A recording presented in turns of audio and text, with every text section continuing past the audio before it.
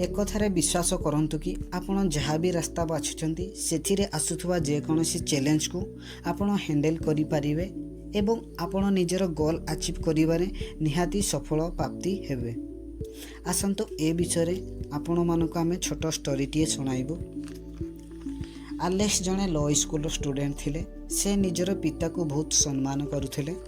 एथपाई से तांकर पथरे चलिया पाई डिसीजन नेले एवं लॉ स्कूल रे एडमिशन नेले।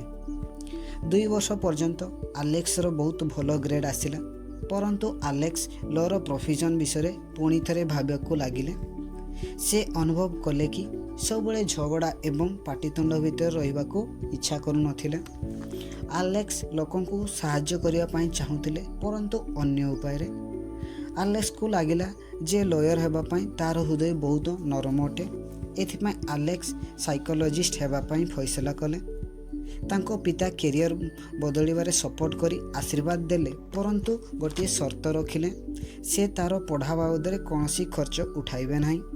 एथिपाई आलेक्स पुणी थरी चिंतारे पड़गले, किंतु से तार फैसला रे केबे भी हटी नथिले। से लॉयर स्कूल छाड़ी साइकोलॉजिस्ट स्कूल एडमिशन नेले।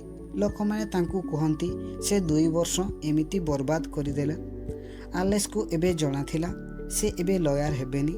आलेक्स निजर फीस भरिबा पाई पार्ट टाइम काम आरंभ कले। से बहुत मेहनत कला परे तार भलो टंका रोजगार हैला। काम समय से एपरी झिया सहित भेट हेले जे परे तांको जीवन साथी होइथिले।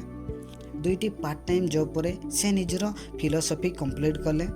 परे तांकू डॉक्टर डिग्री मिलिथिला। तेणु एकथारे विश्वास करंतु कि आपण जहाँ भी रास्ता बाछुचंती सेथिरे आस्तवा जेकोसी चैलेंज को आपण हैंडल करि पारिबे।